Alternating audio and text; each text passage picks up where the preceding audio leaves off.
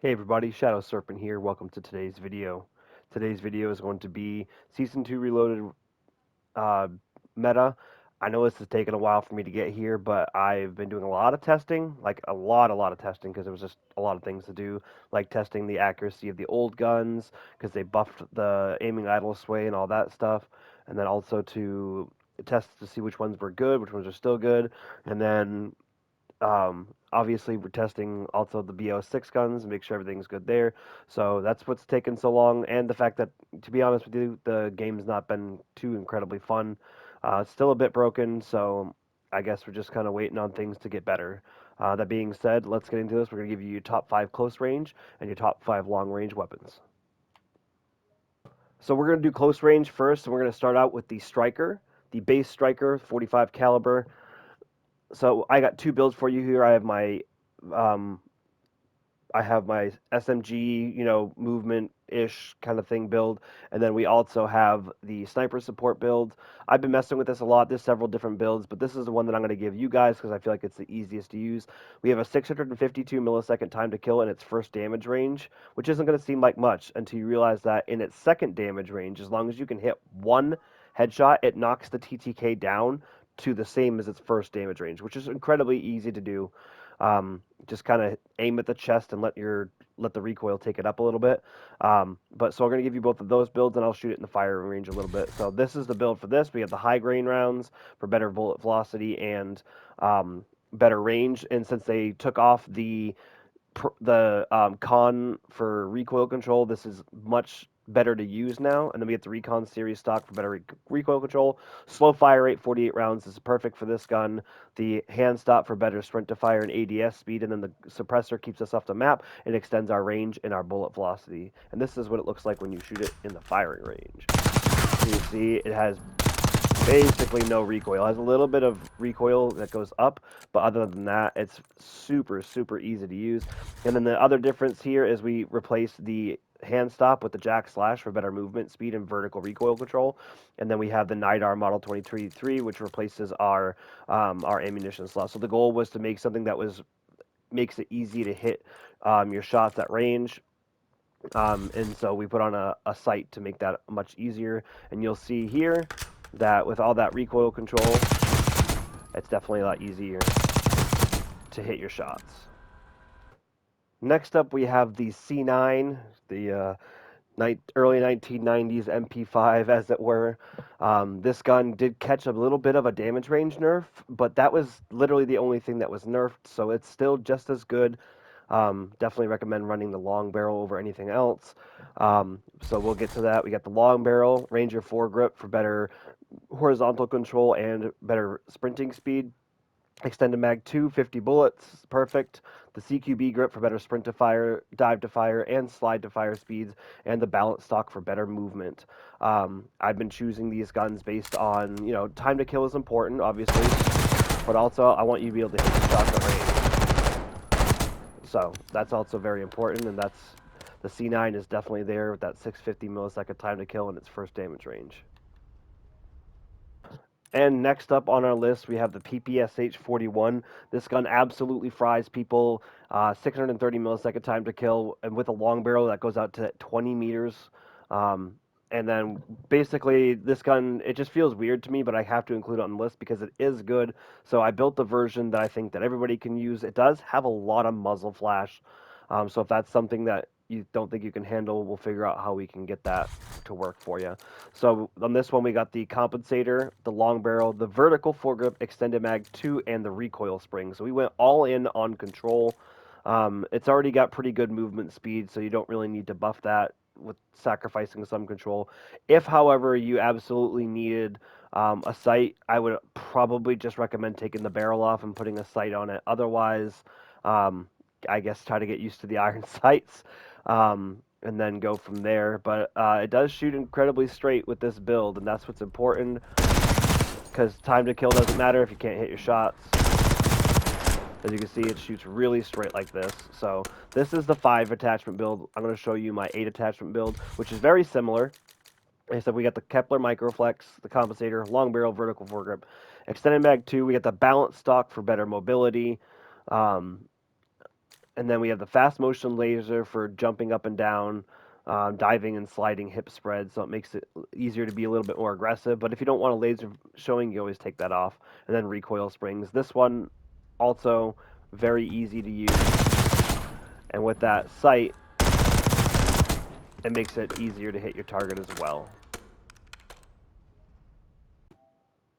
Now, at this point, I'm going to go by a technicality because honestly, you could go either way with this.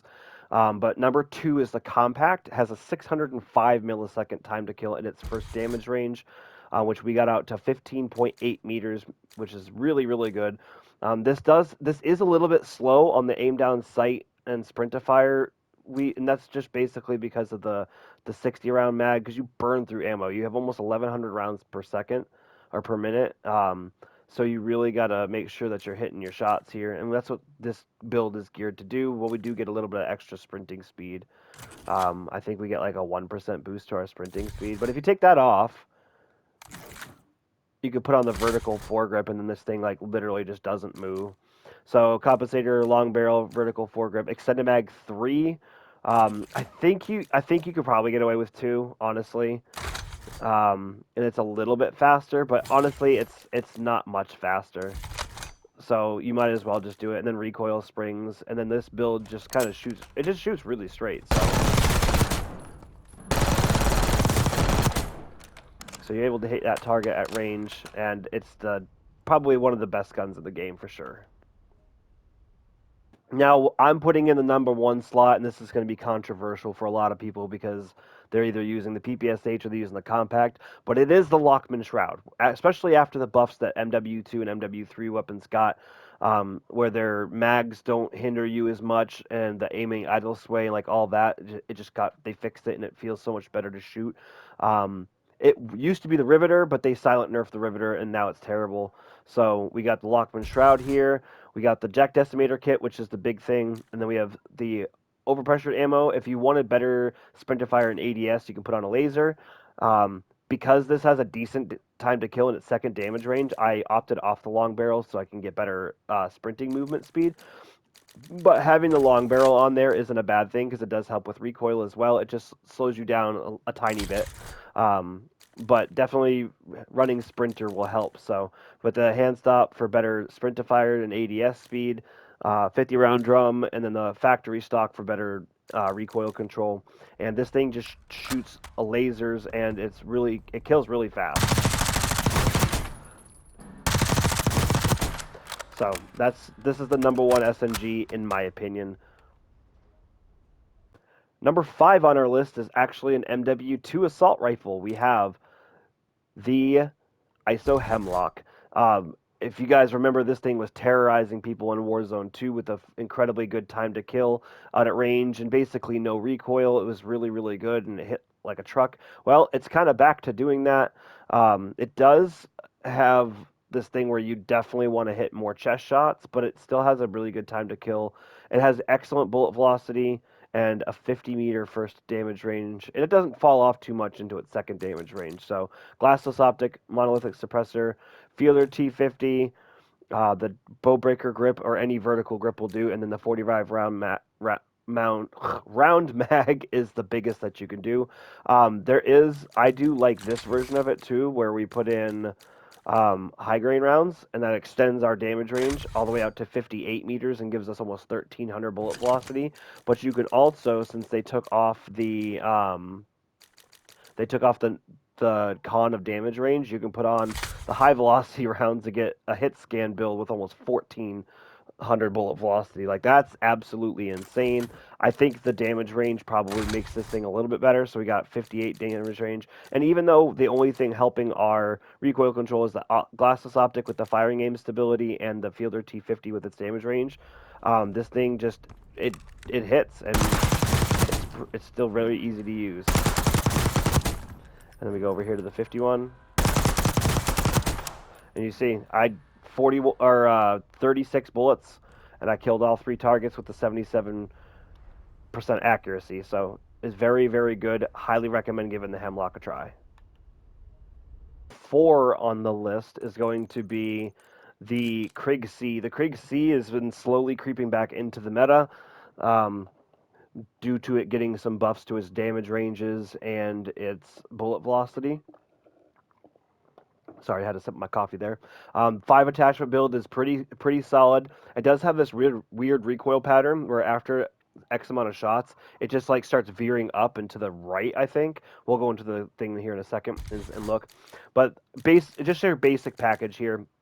Optic, whatever you want to build, whatever you feel comfortable with this. I like the Volsky reflex on this one just because of that high recoil. Compensator, reinforced barrel for this, so you can get that better bullet velocity, and that 61 meter damage range is also very nice, since we like to take our fights between 45 and 55 meters anyway.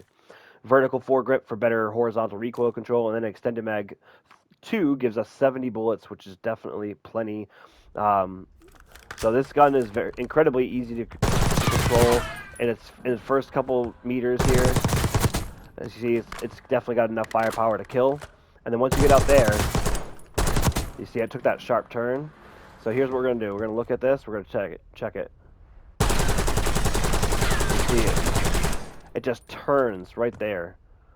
So it's, I don't know. It's a pain in the butt. I feel like if you can figure out when it turns, looks like after about 10 bullets or so, it starts going, meow. So at that point, I think you just, strafe to your left to kind of keep up with that. I do have an 8 attachment build, which is what I would recommend doing, is to just get your 8 attachment build and then just grab one of your other loadout guns from the buy station. But the 8 attachment build, much, much, much better. It's basically the same thing up to here, and then we put the commando grip on it just to make it a little bit more aggressive. You can see a better aim down sight and sprint to fire speed there. Balanced stock for better mobility, and then we have recoil springs to help out even further with that recoil, and it feels a lot better with that. So, bonk, bonk, and then once we get to that 50 meter range, it just feels so much better. But yeah, Craig C definitely sneaking into the meta for sure. Number 3 on the list is something that you guys might not have thought would ever sneak its way back into the meta, but I'm here to tell you that it definitely has, especially for the gunfights that I'm always preaching. That 45 to 55 meter damage range is always where you want to take your long range fights at, unless you're a sniper, in which case, push yourself, obviously. But we haven't had this gun meta since Warzone 2, and that's a TAC 56, baby. TAC 56 is definitely very, very good. This, even though I have it at number 3, which it's very deserving of, 756 millisecond time to kill in its first damage range, which we have all the way out to 54 meters right now, and it has almost 1100 bullet velocity. It's a very good weapon, and with all the changes that they did, the gun feels so much better when you shoot it. The Iron Sight build is still the best build. Hopefully that's the one that you guys were rocking. If not, I don't know what to tell you. Suck it up, or you can drop the brute stock and add an optic if you really want to. But Monolithic Suppressor, Tundra, Pro Barrels, 16 round mag. The brute stock gives you firing aim stability, aiming idle sway help, and it helps with recoil control. And then you have the high grain rounds to extend out that damage range and that velocity. So this is what it would look like shooting this in there. As you see, it shoots really straight. It's a SCAR, so you're going to get some bounce there. This is what kind of throws me off, though. I didn't do it that time. Sometimes when you're shooting the targets,